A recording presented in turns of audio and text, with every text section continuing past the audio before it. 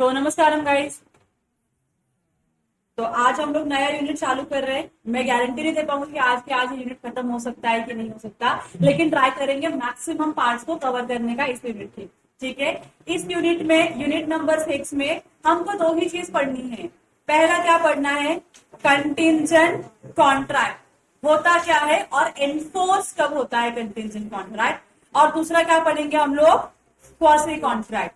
अच्छा, आप लोगों ने यूनिट नंबर 1 में क्वासी कॉन्ट्रैक्ट क्या होता है पढ़ लिया है कि नहीं? क्या होता है क्वासी कॉन्ट्रैक्ट? हाँ, contract which is not an actual contract, जिसमें ऑफर नहीं है, एक्सेप्टेंस नहीं है, कंसेंसस एडेड ऑन नहीं है, कुछ भी नहीं है, लेकिन फिर भी क्या है वो? कॉन्ट्रैक्ट है। क्या क्वासी कॉन्ट्रैक्ट कॉन्ट्रैक्टिंग पार्टीज बनाती है? इसमें जो ऑब्लिगेशन अराइज होता है कॉन्ट्रैक्टिंग पार्टीज के थ्रू होता है, या लॉ इम्पोज करता है इनके ऊपर ऑब्लिगेशन?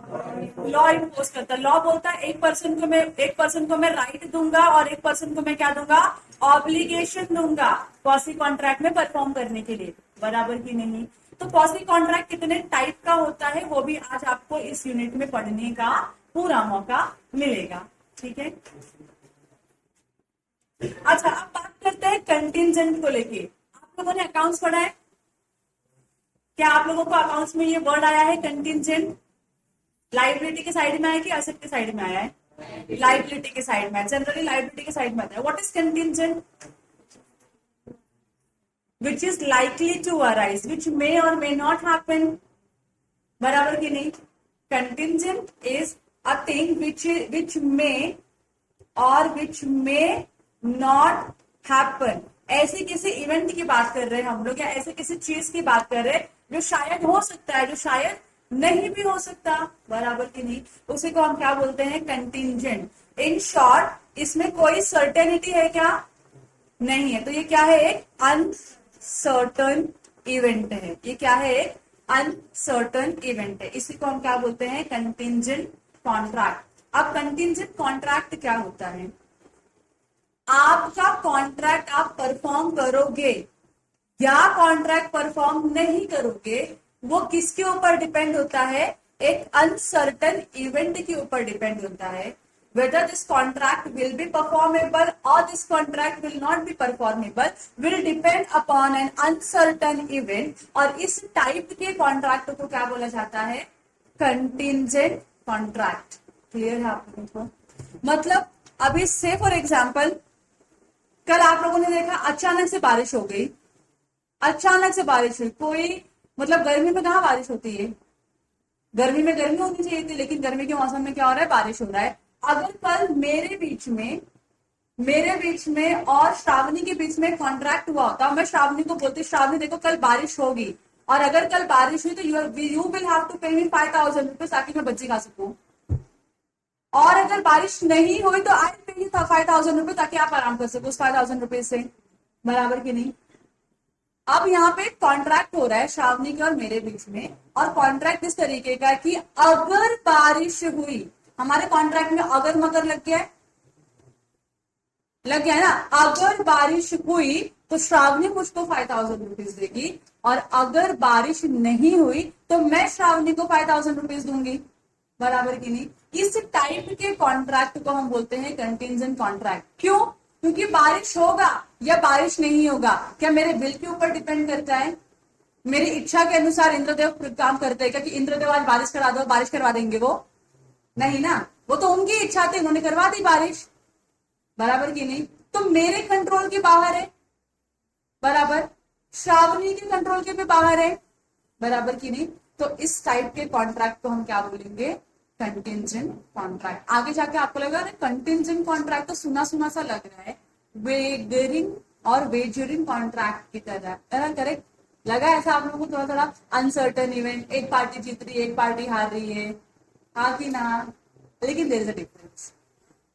बताएंगे आगे सब पढ़ेंगे, क्लियर हो रहा है आप लोगों को? ये एक टाइप का मैंने आपको छोटा सा समझने के लिए एग्जाम्पल दिया। एक एग्जाम्पल और देती हूँ। ये देखो,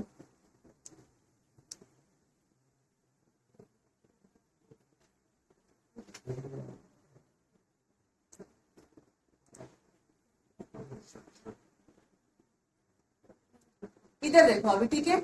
ये एक घर है, और ये घर अनुराधा का है, ठीक है, ये अनुराधा का स्वीट होम है, ठीक है। अब अनुराधा अपने घर को बहुत प्यार करती है, बहुत ज्यादा प्यार करती है। सबका होता है अपना अटैचमेंट होता है घर के साथ। आप लोगों का भी, आपकी माँ का घर है, पापा का घर है, लेकिन आपका अटैचमेंट है उस घर के साथ क्योंकि आप रहते हो वहां पे। तो अनुराधा का भी बहुत अटैचमेंट है इस घर से। लेकिन अनुराधा ने ही कुछ दिनों पहले एक इवेंट देखा था, एक इवेंट देखा था कि आग लग सकती है घर में, लग सकती है किसी घर में आग।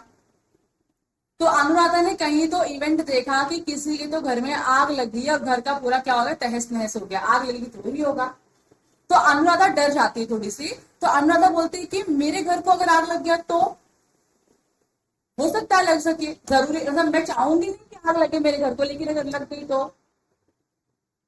एक तो घर जाएगा मेरा, ऊपर से मेरे पास मेरा बहुत नुकसान हो जाएगा, मुझको उसको रीडेवलप करने के लिए बहुत पैसे लगेंगे, इमोशनली मैं टूट जाऊंगी, मेरा घर टूट गया, घर जल गया, बराबर की नहीं। तो अनुराधा ने क्या किया, अपने घर का इंश्योरेंस ले लिया, जिसको हम बोलते हैं हाउस इंश्योरेंस।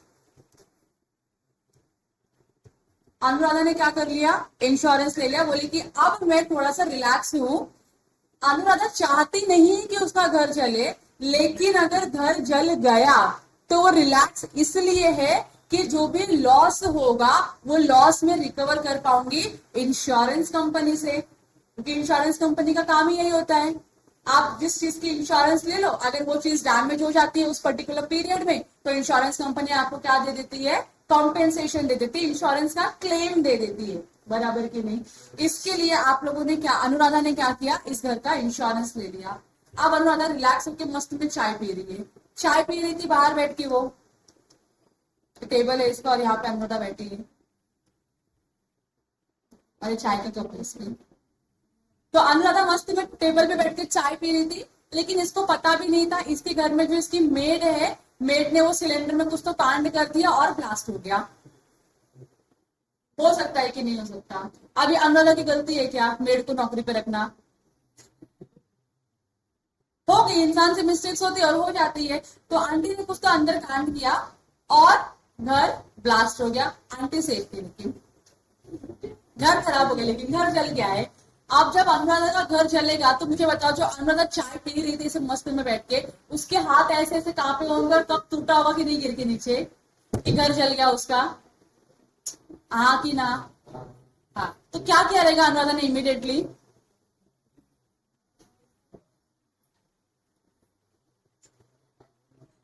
अपने आप को शाबाशी दिया रहेगा एक, कि थैंक्सफुली तूने इंश्योरेंस ले लिया था, वरना आज घर में जो भी नुकसान हो रहा है सब खुद के जेब से भरना पड़ता, बराबर की नहीं। तो अनुराधा को इतना पता है कि जब घर में आग लगी है तो पहले आग के ऊपर पानी डाल के बुझाना होता है उसको, वरना क्लेम भी कम मिल सकता है। तो अनुराधा ने चाय का कप तोड़ तो दिया, ठीक है, फिर वो फटाक से उठ कर गई और पानी लेकर आई और पूरा ट्राई किया, उसने पूरी तरीके से ट्राई किया घर की आग को बुझाने का, और फायर ब्रिगेड को भी फोन करके बुला दिया, वो लोग भी आगे और हेल्प किया और फाइनली आग बुझ गई, बराबर की नहीं। अब मुझे बताओ, जब अनुराधा ने वो इंश्योरेंस कंपनी के साथ कॉन्ट्रैक्ट किया था घर के इंश्योरेंस का, तो ये पर्टिकुलर पीरियड के लिए होता है, 1 ईयर का भी हो सकता है, 5 ईयर्स का भी हो सकता है, 10 ईयर्स का भी हो सकता है। तो मानो इसने क्या किया था, 1 ईयर का इंश्योरेंस लेके रखा था कि हर साल में क्या करूंगी, इंश्योरेंस रिन्यू कराऊंगी मेरे घर के लिए। अब इस 1 ईयर में अगर घर में आग लगेगी, अगर इस 1 ईयर के टाइम पीरियड में घर में आग लगेगी तो इंश्योरेंस कंपनी अनुराधा को पैसे देगी कि नहीं। आग नहीं लगी इस 1 ईयर में तो अनुराधा को पैसे मिलेंगे क्या, तो अनुराधा पैसे देने के लिए जबरदस्ती घर में आग लगाओगे, नहीं लगाओगे ना, मतलब बचाने का ट्राई करोगे, अच्छा खुशी मनाओगे, अच्छा आग इस बार नहीं लगी, फिर इंश्योरेंस का टर्म खत्म हुआ, फिर से आपने नया इंश्योरेंस लिया, इंश्योरेंस को रिन्यू कर दिया, सेकेंड ईयर आ गया आपके घर का इंश्योरेंस का, सेकेंड ईयर पे घर में आग नहीं लगी, बहुत नाराजगी फील होगी ना, शिट यार इतना प्रीमियम भर रहे लेकिन घर को आग नहीं लग रहा है, पैसे नहीं मिल रहे इंश्योरेंस कंपनी से, ऐसा करोगे अनुराधा, नहीं, खुश है ना कि अच्छा आग नहीं लगी। तो अब इसने फर्स्ट ईयर में इंश्योरेंस प्रीमियम भरा, सेकेंड ईयर में भी इंश्योरेंस प्रीमियम भरा, लेकिन ना फर्स्ट ईयर में घर में आग लगा ना सेकेंड ईयर में घर में आग लगा। तो क्या अनुराधा को इंश्योरेंस कंपनी लाइबल है पैसे देने के लिए इंश्योरेंस क्लेम। उन्होंने क्या बोला था इंश्योरेंस निकालने के टाइम पे कि अनुराधा जब तुम्हारे घर में आग लगेगी तब हम तुमको पैसे देंगे। आग लगी क्या फर्स्ट ईयर में? नहीं लगी, तो हम पैसे देंगे आपको? नहीं देंगे। सेकेंड ईयर में आग लगी क्या? नहीं लगी, हम पैसे देंगे आपको? नहीं देंगे। गलती से थर्ड ईयर में आग लग गई, अब थर्ड ईयर में आग लगी तो अनुराधा खुशी होगी, बनना रे पैसे मिलने वाले इंश्योरेंस के भी, खुश भी हुई है अंदर से, हाँ कि ना। तो अनुराधा ने क्या किया, इंश्योरेंस कंपनी को फोन किया और बोला देखिए हमारा इंश्योरेंस था, हमारे घर को आग लग गया है, ऐसा ऐसा इतना लॉस हो गया, आइए असेसमेंट करिए और जो क्लेम बनता है क्लेम दे दीजिए। तो क्या अब इंश्योरेंस कंपनी लाइबल है अनुराधा को पैसे देने के लिए? जिस साल आग लगी है क्या उस साल इंश्योरेंस कंपनी लाइबल है अनुराधा को पैसे देने के लिए? Answer is yes. तो क्या अब अनुराधा को पैसे मिलेंगे? बराबर की नहीं? तो इस टाइप के कॉन्ट्रैक्ट को हम क्या बोलते हैं? Contingent contract. अगर घर में आग लगी तो पैसे मिलेंगे, आग नहीं लगी तो पैसे नहीं मिलेंगे। ये क्लियर हो गया आप लोगों को? तो इसी को हम क्या बोलते हैं? Contingent contract. ये कॉन्ट्रैक्ट एक ऐसा कॉन्ट्रैक्ट है जो अपने आप में स्टैंड नहीं कर पाता, इसको स्टैंड करने के लिए एक कोलैटरल इवेंट लगता है। क्या लगता है? collateral event. And now what is the collateral event in this scenario?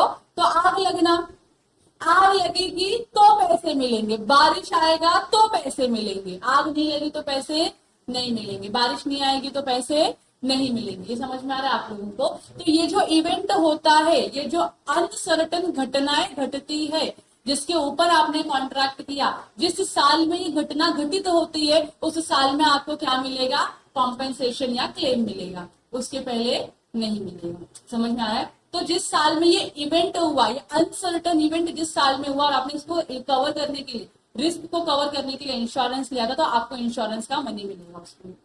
समझ गया आप लोगों को? तो इस टाइप के कॉन्ट्रैक्ट को हम क्या बोलते हैं? Contingent contract. मतलब इंश्योरेंस कंपनी आपको पैसे देगी या पैसे नहीं देगी, वो किस पर डिपेंड करता है? आपके घर में आग लगी है या नहीं लगी है। आग लगी है और उन्होंने बोला आग लगेगी तो हम पैसे देंगे, तो आग लग गई, पैसे देने पड़ेंगे क्या हमको? यस। उन्होंने बोला आग नहीं लगेगी और आग नहीं लगी तो हम पैसे नहीं देंगे आपको, और आग नहीं लगी तो क्या पैसे मांग सकती है Anuradha?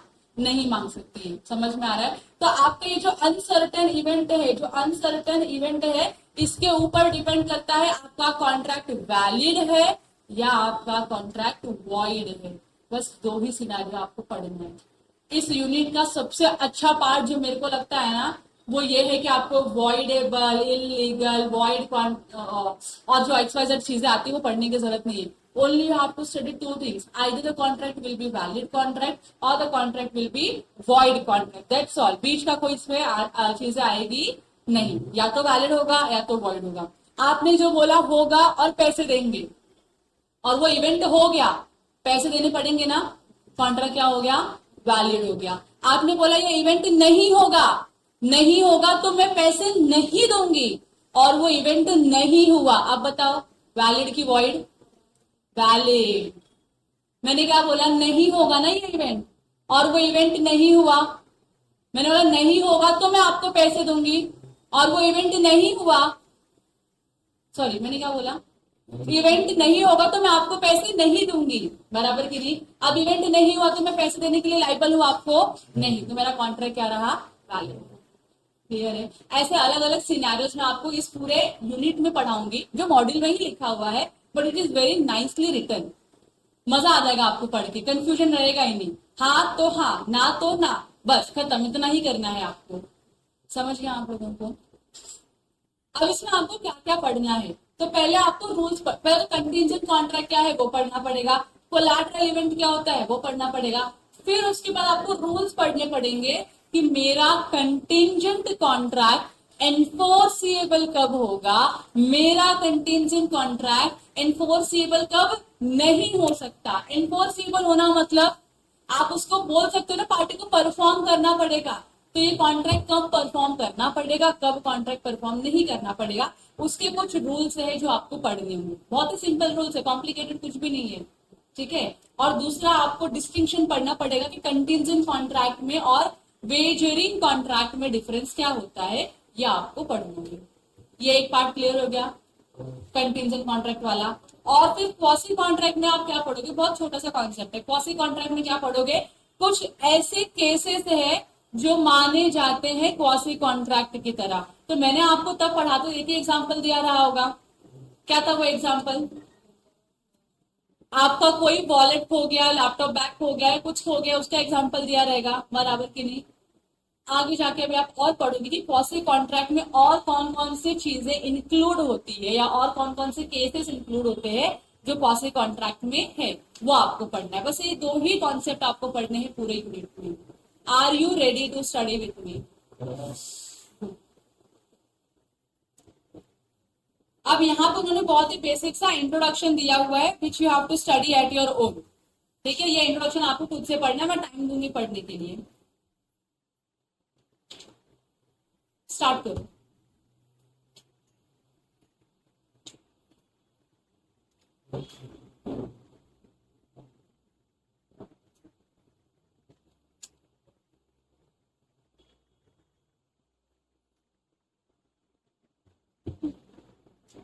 You have 2 minutes to complete this. हाँ, ये लास्ट पैरा यहां तक लिखा है ना, यहां तक पढ़ना है विदाउट एनी कंडीशन। तो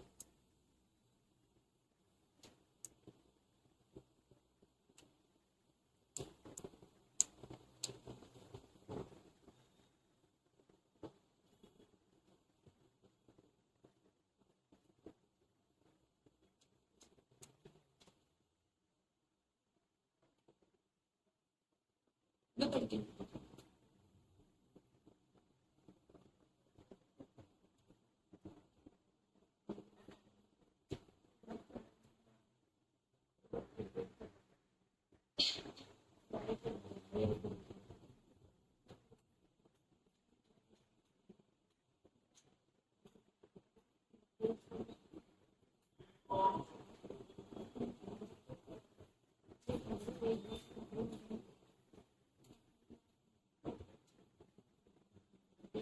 हो गया पढ़ के?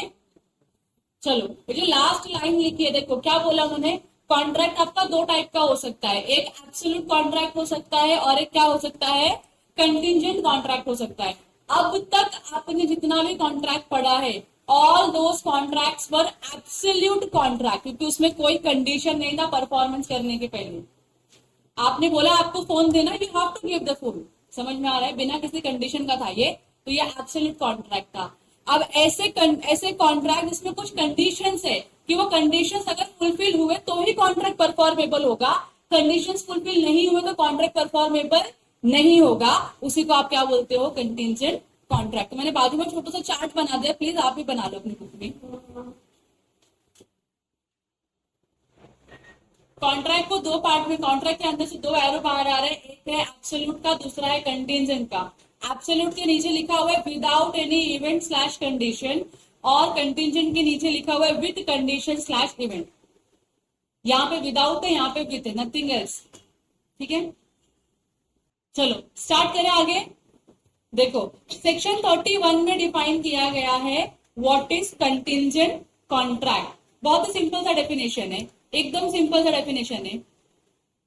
देखो, अ contract to do or not to do something, ऐसा कॉन्ट्रैक्ट कुछ करने का या कुछ नहीं करने का, इफ सम इवेंट, कोई तो इवेंट जो कोलैटरल है इस कॉन्ट्रैक्ट के, इस कॉन्ट्रैक्ट के सपोर्ट में है या एडिशन में है, does or does not happen. मतलब मेरा कंटिंजेंट कॉन्ट्रैक्ट तब कॉन्ट्रैक्ट वैलिड माना जाएगा या परफॉर्मेबल होगा जब मेरा कॉन्ट्रैक्ट किसी अनसर्टेन इवेंट के होने या न होने पे डिपेंड करता है, तो उसको हम क्या बोलेंगे, contingent contract. A contract to do or not to do something, कुछ करना या कुछ नहीं करने करोगे, कब, if some event collateral to such contract does or does not happen. वो जो कोलैटरल इवेंट है वो होगा या नहीं होगा, उसके ऊपर मेरा कॉन्ट्रैक्ट परफॉर्म होगा या नहीं होगा डिपेंड करता है, उसी को हम क्या बोलते हैं, कंटिंजेंट कॉन्ट्रैक्ट। तो सिंपल है, आग लगेगी तो पैसे मिलेंगे, आग नहीं लगेगी तो पैसे नहीं मिलेंगे। तो कंटिंजेंट इवेंट क्या है इसमें, सॉरी कोलैटरल इवेंट क्या है इसमें, आग लगना। आग लगना इज द कोलैटरल इवेंट। आग लग जाती है तो फिर कॉन्ट्रैक्ट को परफॉर्म करना पड़ेगा, इस कंटिंजेंट कॉन्ट्रैक्ट को परफॉर्म करना पड़ेगा। आग नहीं लगी तो परफॉर्म नहीं करना है। ये क्लियर हो गया आप लोगों को। तो किसी अनसर्टेन इवेंट के होने या न होने पे आपका कॉन्ट्रैक्ट परफॉर्म होना या ना होना डिपेंड करता है। तो इस टाइप के कॉन्ट्रैक्ट को हम क्या बोलते हैं? Contingent contract. अब यहाँ पे एग्जाम्पल में लिखा है कॉन्ट्रैक्ट ऑफ इंश्योरेंस, जो मैंने आपको बताया। इंडेमिनिटी, इंडेमिनिटी मतलब क्या होता है? अश्योरेंस देना कि भाई अगर इस बंदे ने पैसे नहीं दिया तो मैं प्रॉमिस करता हूं कि मैं पैसे दे दूंगा आपको। काइंड ऑफ गारंटी भी ऐसा ही होता है, बराबर कि नहीं? इंडेमिनिफाई करना मतलब किसी का लॉस हो गया उसको आप सेट ऑफ करवा देते हो, जाके पेमेंट करवा देते हो, उसको हम इंडेमिनिफाई करना बोलते हैं। गारंटी मतलब आप गारंटी देते हो कि इसने पैसे नहीं दिया तो मैं आपको इसके बदले में पे करूंगा पैसा। ये सब कहाँ पे आता है? आपका कंटिंजेंट कॉन्ट्रैक्ट के कैटेगरी में आता है। तो contract of indemnity, contract of guarantee, contract of insurance कहाँ पे इंक्लूड होता है? कंटिंजेंट कॉन्ट्रैक्ट में। ये दोनों जो यूनिट, आपको ये दोनों चीजें अगले यूनिट में पढ़ने के लिए मिलेगा। जो आगे के यूनिट्स ऐड हुए हैं इंडेमिनिटी और गारंटी वाले, उसमें आपको ये पढ़ने के लिए मिलेगा। तो आपको इजीली आइडेंटिफाई करने आ जाएगा distinction between the normal absolute contract and contingent contract. यहाँ तक क्लियर हो गया? आदित्य शुरुआत में नींद आ गई? देखो एग्जाम्पल 1 में क्या लिखा है? ए कॉन्ट्रैक्ट करता है बी के साथ कि वो बी को पेमेंट करेगा 10 लाख रुपीज। बी को ए पे करेगा 10 लाख रुपीज। कब? लेकिन इफ बीज हाउस इज बर्न, अगर बी का घर जल जाता है तो ए बी को 10 लाख रुपीज पे करेगा। ये क्या है? आपका एक कंटिंजेंट कॉन्ट्रैक्ट है। समझ में आ गया आप लोगों को? दूसरा example, A makes a contract with B to buy a house for rupees 50 lakh. A B को बोलता है मैं तुम्हारा घर 50 लाख में परचेज करने के लिए रेडी हूं, लेकिन if he is able to secure the bank loan for that amount, अगर उसको 50 लाख रुपए का क्या मिल सकता है? बैंक से लोन मिल सकता है, तो वो क्या करेगा? आपका घर परचेज करेगा। तो एक कंडीशन के ऊपर डिपेंड हो गया ना ये, कि अगर आपको बैंक से लोन मिला तो आप घर परचेज करोगे, बैंक से लोन नहीं मिला तो घर परचेज करोगे क्या? नहीं करोगे। तो ये भी क्या है? आपका एक कंटिंजेंट कॉन्ट्रैक्ट है। क्लियर हो गया? दो एग्जांपल क्लियर है, घर चलना और दूसरा बैंक से लोन मिलेगा तो घर परचेज करूंगी, बैंक से लोन नहीं मिला तो घर परचेज नहीं करूंगी। तो लोन मिलने के ऊपर आपका कॉन्ट्रैक्ट परफॉर्म होगा, लोन नहीं मिलने के ऊपर आपका कॉन्ट्रैक्ट परफॉर्म नहीं होगा। यहाँ तक क्लियर है? इस टाइप के कॉन्ट्रैक्ट को हम क्या बोलते हैं? Contingent contract. पहले एग्जांपल में आग लगना इज द कोलैटरल इवेंट, क्योंकि उसके ऊपर डिपेंड करता है कि मैं कॉन्ट्रैक्ट परफॉर्म करूंगी या कॉन्ट्रैक्ट परफॉर्म नहीं करूंगी। दूसरे एग्जांपल में लोन मिलना क्या है? कोलैटरल इवेंट है, क्योंकि उसके ऊपर डिपेंड करता है। अगर लोन मिलेगा तो कॉन्ट्रैक्ट परफॉर्म होगा, लोन मिलेगा तो लोन नहीं मिलेगा तो कॉन्ट्रैक्ट परफॉर्म नहीं होगा। तो लोन नहीं मिलना या लोन मिलना इज द कोलैटरल इवेंट, आग लगना या आग नहीं लगना is the collateral event in the performance of the contract. समझ रहे हैं आप लोगों को? अब कोलैटरल इवेंट क्या होता है? ये पोलॉक वर्सेस मुल्ला ने डिफाइन किया है। पोलॉक एंड मुल्ला ने डिफाइन किया कि एग्जैक्टली कोलैटरल इवेंट क्या होता है। It is an event as an event which is neither performance, ये परफॉर्मेंस नहीं है। आप आग लगा के दिखाओगे क्या घर में? देख मैं आग लगा के दिखाता है, तो आप उसको बोलोगे कंटिंजेंट इवेंट है या कोलैटरल इवेंट है? नहीं, ये परफॉर्मेंस नहीं है। परफॉर्मेंस क्या था? आग लगी तो इंश्योरेंस कंपनी 10 लाख रुपया देगी, ये परफॉर्मेंस है, बराबर कि नहीं? लोन मिला तो जो ए है वो बी को पैसे देगा और बी ए को घर देगा, ये परफॉर्मेंस है ना। आपने प्रॉमिस क्या किया है? घर खरीदने का, घर बेचने का, लेकिन कंडीशन क्या डाल दिया?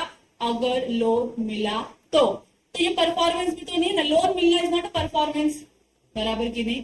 तो कोलैटरल इवेंट परफॉर्मेंस नहीं है, directly promise as a part of the contract, nor the whole of the consideration for a promise, या प्रॉमिस का जो कंसिडरेशन है वो भी आपका कोलैटरल इवेंट नहीं है। मतलब ना कोलैटरल इवेंट प्रॉमिस है, ना कोलैटरल इवेंट क्या है? कंसिडरेशन है। प्रॉमिस मतलब परफॉर्म करने का प्रॉमिस, तो ना ही वो क्या है? परफॉर्मेंस है, ना ही आपका कंसिडरेशन है। तो collateral event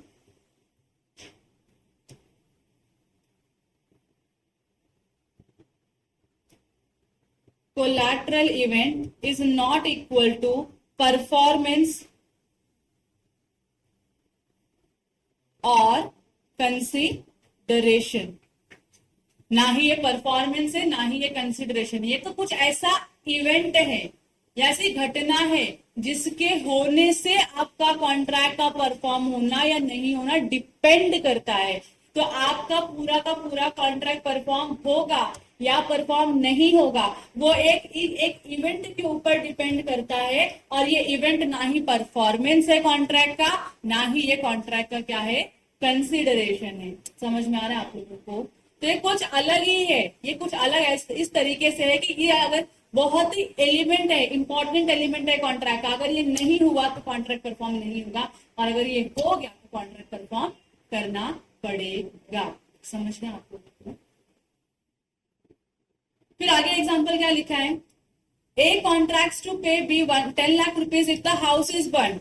this is a contingent contract. Here burning of the house, ये परफॉर्मेंस है क्या, आग लगा देना परफॉर्मेंस है क्या, क्योंकि बहुत ही क्लियर है कॉन्ट्रैक्ट में कि अगर अगर बी के घर में आग लगेगी तो ए 10 लाख रुपीज देगा। तो क्या बी के ऊपर रिस्पॉन्सिबिलिटी है आग लगाने की, परफॉर्म करने की रिस्पॉन्सिबिलिटी है क्या, ऑब्लिगेशन है क्या? नहीं, इसके ऊपर कोई ऐसा ऑब्लिगेशन नहीं है।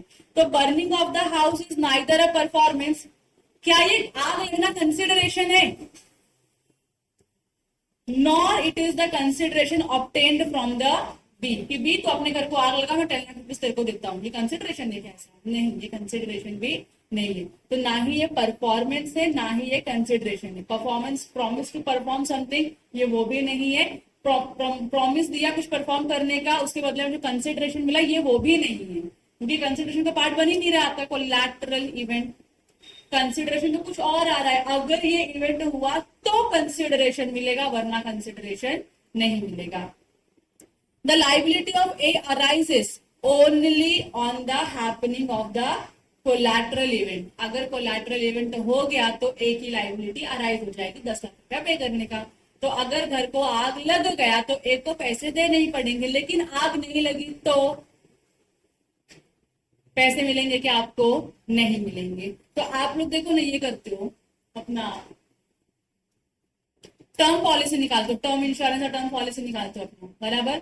टर्म पॉलिसी में क्या होता है, आप से फॉर एग्जांपल 60 इयर्स का पॉलिसी परचेज करते हो कि अगर इस 60 साल के अंदर अंदर में मर गया, जिसने भी पॉलिसी निकाला है, अगर 60 इयर्स के अंदर अंदर आप मर जाते हो तो आपको जो इंश्योरेंस कंपनी है वो क्या करेगी, आपको 10 करोड़ रुपीज का अमाउंट पे करेगी।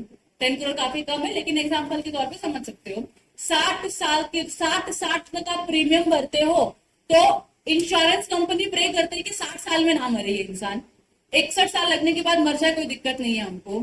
और ऑन दी अदर हैंड जिसने पॉलिसी निकाला है, जिसको हम पॉलिसी होल्डर बोलते हैं, उसके घर वाले यही प्रे करते होंगे तुम मर जाए 60 साल के अंदर अंदर 10 करोड़ रुपए हमको मिलने वाले हैं, बराबर की नहीं। तो अब इसका मरना 60 साल के अंदर अंदर मरना किसके ऊपर डिपेंड करता है? किसी के ऊपर नहीं, भगवान की इच्छा है, जब मरना हो तब मरेगा, बराबर की नहीं। तो इसका मरना क्या कंसिडरेशन है कि तू मरेगा तो 10 करोड़ रुपए मिलेंगे, तो को मरना पड़ेगा, प्रॉमिस परफॉर्म करना पड़ेगा, ऐसा है क्या? नहीं, तो परफॉर्मेंस भी तो नहीं है आपका। तो एक इवेंट है कि अगर जो पॉलिसी होल्डर है अगर वो 60 इयर्स में मर गया तो इंश्योरेंस कंपनी की लाइबिलिटी अराइज हो जाएगी 10 करोड़ रुपए उसके घर वालों को देने के लिए। लेकिन अगर 60 साल में तुम नहीं मरे ना, तो इंश्योरेंस कंपनी तुमको फूटी कौड़ी भी नहीं देगी। शक्ल लेके पहुंचना मत पैसे मांगने के लिए 61 साल में कि पैसे दे, तो मरा तो नहीं मैं, लेकिन पैसे तो चाहिए मेरे को, क्योंकि 60 साल तक प्रीमियम तो भरा है मैंने।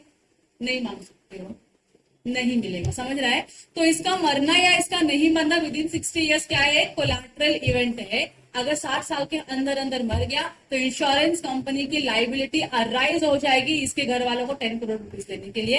अगर 60 साल हो गए लेकिन ये नहीं मरा तो 61वें साल में मरता है, उसके आगे कभी भी मरे, इंश्योरेंस कंपनी की कोई लाइबिलिटी नहीं है उसको पैसे देने की। यहाँ तक क्लियर हो गया आप लोगों को? ये समझा आप लोगों को?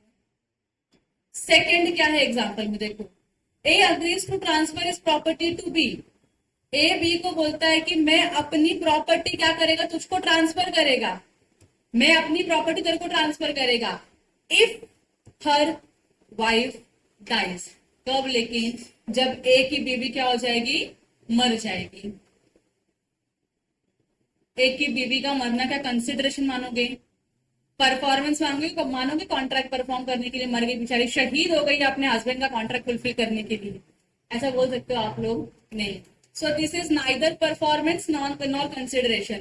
So this is a contingent contract because property can be transferred only when C dies. जब C मरेगी तब ही कॉन्ट्रैक्ट क्या होगा? परफॉर्मेबल होगा, तब ही कॉन्ट्रैक्ट को आप क्या करोगे? एनफोर्स करोगे. इसके लिए कॉन्ट्रैक्ट क्या माना जाएगा? कंटिंजेंट माना जाएगा. जब मरेगी तब क्या मिलेंगे आपको? प्रॉपर्टी मिलेगी. नहीं मरी तो नहीं मिलेगी. मरने के बाद आ जाना अपना मुंह उठा के, प्रॉपर्टी दे दो, प्रॉमिस किया था तुमने एक जमाने में. समझ रहे आप लोगों को? क्लियर है? तो सी का मरना क्या है इसमें? कोलैटरल इवेंट है कि इस इवेंट के ऊपर पूरा कॉन्ट्रैक्ट होगा या नहीं होगा वो डिपेंड कर रहा है. सी के पहले अगर ए मर गया तो सी वेट कर रहा था कि ए वेट कर रहा था कि सी मर जाए, लेकिन सी नहीं मरी, ए मर गया तो प्रॉपर्टी बिकेगी, कॉन्ट्रैक्ट परफॉर्मेबल होगा, कॉन्ट्रैक्टिंग पार्टी जिंदा है, नहीं मर गई ना, तो कॉन्ट्रैक्ट क्या हो गया आपका? वॉइड हो गया. समझ में आ रहा है आप लोगों को? तो सी का मरना क्या था? एक कोलैटरल इवेंट था, कंटिंजेंट कॉन्ट्रैक्ट. क्लियर हो गया आप लोगों को? मतलब बेसिक सा आइडिया आ रहा है. अब इन्होंने क्या बोला है? Essentials of a contingent contract, कि एक कॉन्ट्रैक्ट को कंटिंजेंट होने के लिए क्या क्या एसेंशियल एलिमेंट्स लगते हैं. तो पहले इन्होंने क्या बोला? The performance of a contingent contract. देखो, जब आपने कंटिंजेंट कॉन्ट्रैक्ट किया ये बोल के कि अगर ऐसा हुआ तो मैं कॉन्ट्रैक्ट परफॉर्म करेगा, ऐसा नहीं हुआ तो मैं कॉन्ट्रैक्ट परफॉर्म नहीं करेगा. मतलब जो आपका परफॉर्मेंस है कौन से कॉन्ट्रैक्ट का? कंटिंजेंट कॉन्ट्रैक्ट का डिपेंड होना चाहिए. किसके ऊपर डिपेंड होना चाहिए? हैपनिंग और non happening of some event और कंडीशन. तो कुछ कंडीशन या कुछ इवेंट के होने या नहीं होने पे आपका परफॉर्मेंस डिपेंड होना चाहिए. तो सबसे पहला इंपॉर्टेंट चीज तो यही है कि भाई पहले तो अपना कॉन्ट्रैक्ट परफॉर्म करने के पहले कोई कंडीशन या इवेंट सेटिस्फाई होना चाहिए कि हाँ ये कंडीशन फुलफिल हो गया, कॉन्ट्रैक्ट परफॉर्म करना है. कंडीशन फुलफिल नहीं हुआ, कॉन्ट्रैक्ट परफॉर्म नहीं करना है. इवेंट हो गया, कॉन्ट्रैक्ट परफॉर्म करना है. इवेंट नहीं हुआ, कॉन्ट्रैक्ट नहीं परफॉर्म करना है. कंडीशन में भी प्रेसिडेंट और सब्सिक्वेंट, मतलब पहले भी हो सकता है कंडीशन, बाद में भी फुलफिल करना सकता है, बट करना तो पड़ेगा. सो एग्जांपल क्या लिखा है? ए प्रॉमिसेस टू पे 50,000 रुपीज टू बी, और क्या बोलता है? If it rains on the first of the next month.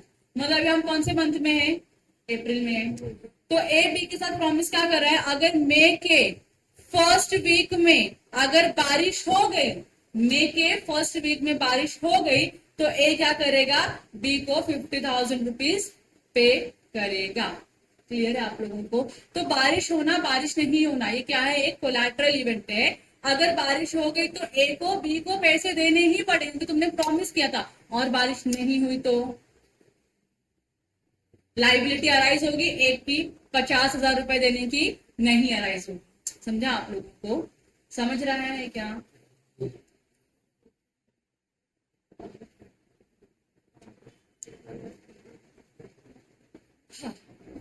Second point क्या बोला है?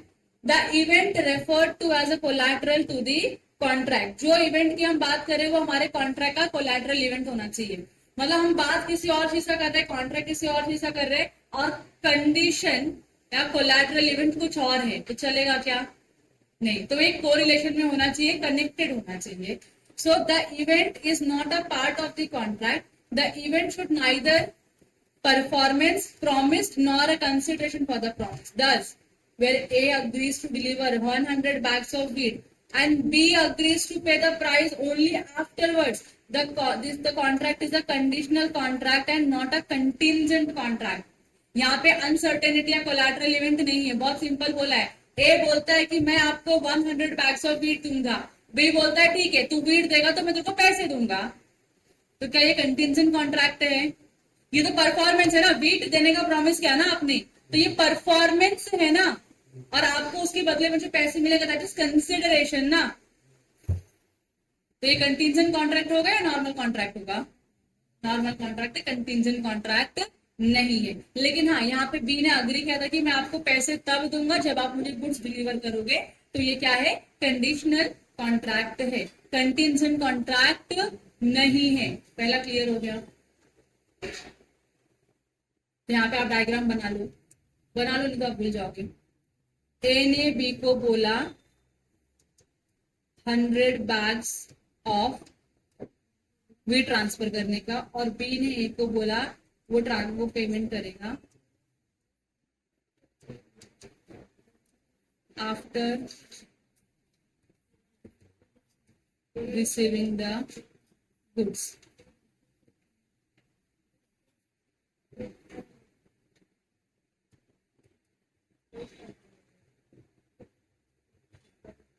जल्दी लिखो ये। तो ये क्या है, कंडीशनल कॉन्ट्रैक्ट है, कंटिजेंट कॉन्ट्रैक्ट नहीं। दिख रहा है क्या आपको मैंने क्या लिखा है पहले एग्जांपल में? ये आपका एग्जांपल नंबर 1 है।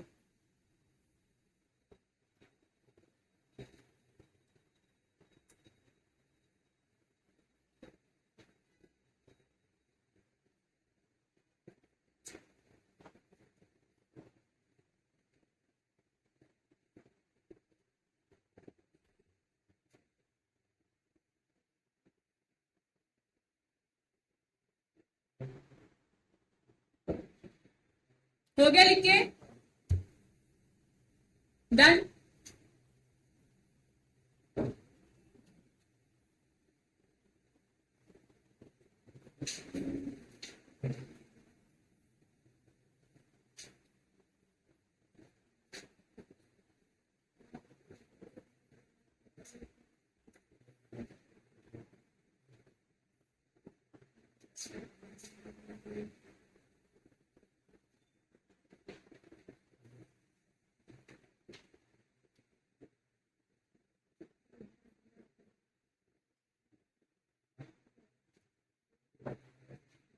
डन।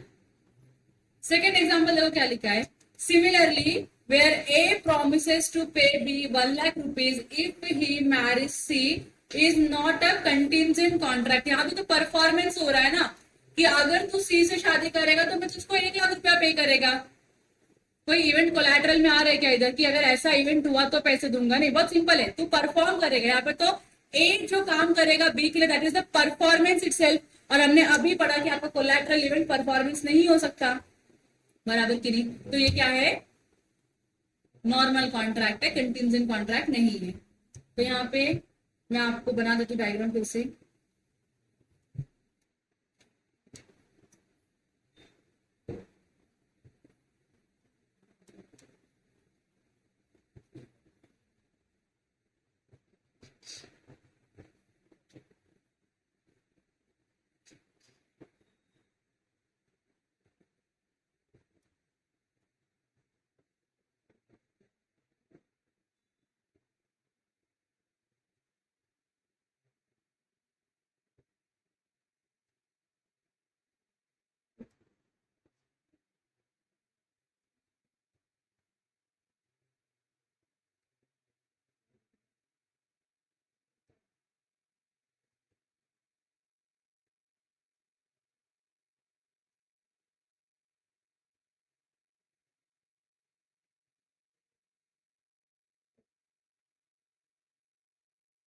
बन गया डायग्राम?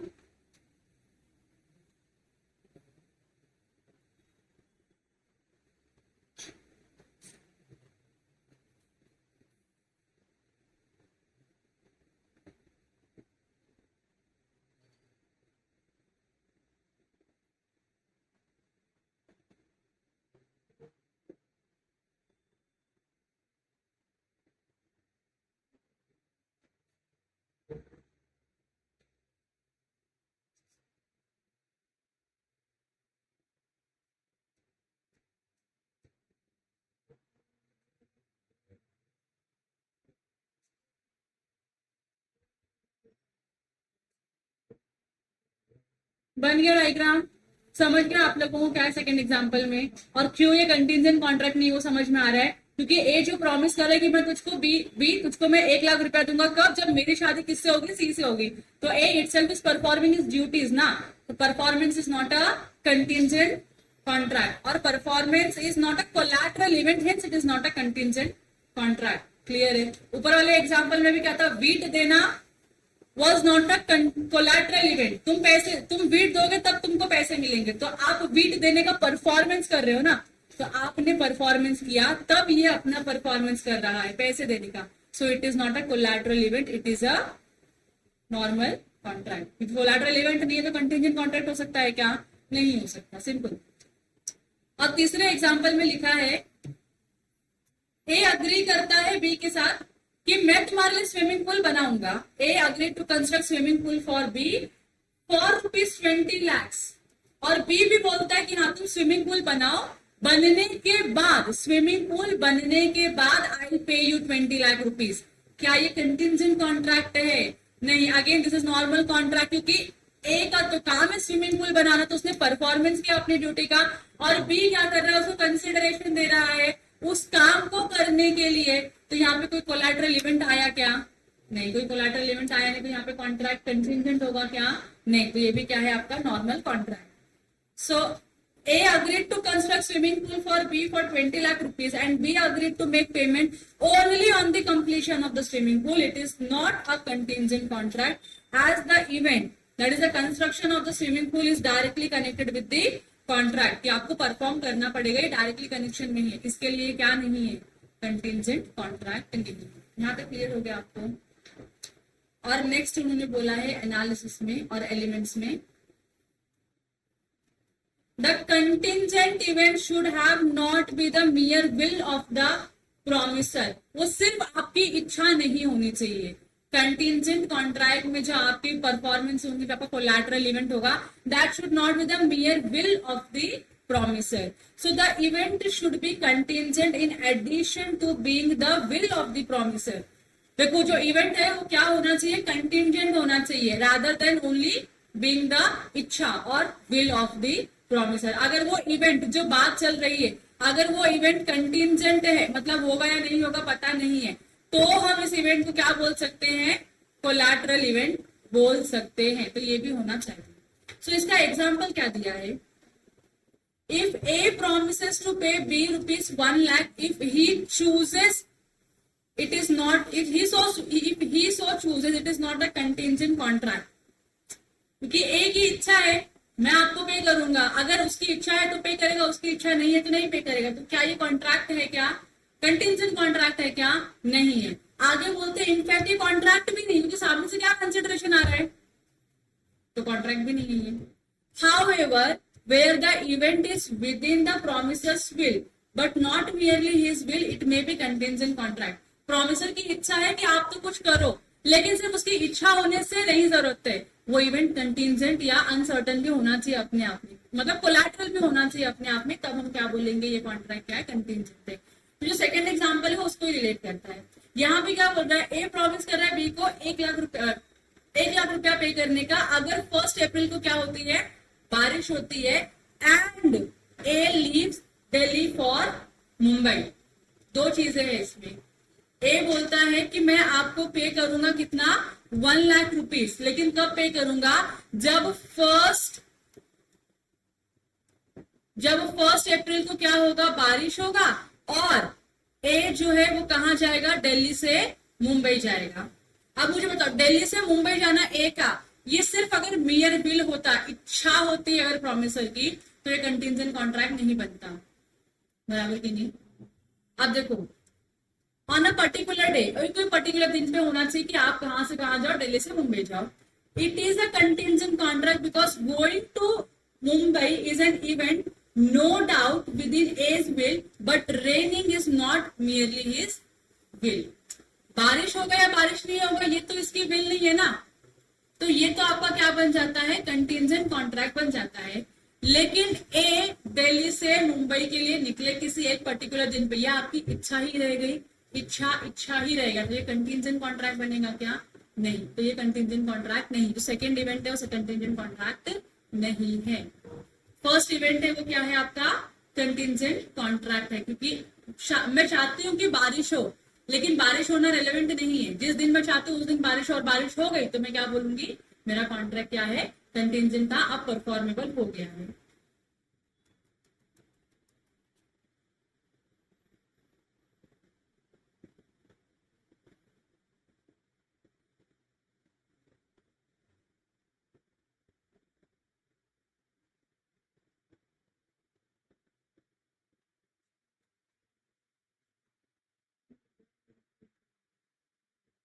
और लास्ट का जो एसेंशियल एलिमेंट है वो क्या बोल रहे थे, the event must be uncertain. जिस भी इवेंट की हम बात करें वो इवेंट क्या होना चाहिए, अनसर्टन होना चाहिए। So where the event is certain और बाउंड टू हैपन, ऐसा इवेंट जो पता है ये होके ही रहेगा, ये होता ही है, क्या वो कॉन्ट्रैक्ट कंटिजेंट होगा, नहीं, तो वो कंटिजेंट कॉन्ट्रैक्ट नहीं होगा। मुझको पता है कि ये होता ही है, ऐसा होना ही है और ये होके रहेगा, तो ये तो कंटिजेंसी आई नहीं, क्योंकि इवेंट अनसर्टन हुआ क्या, नहीं।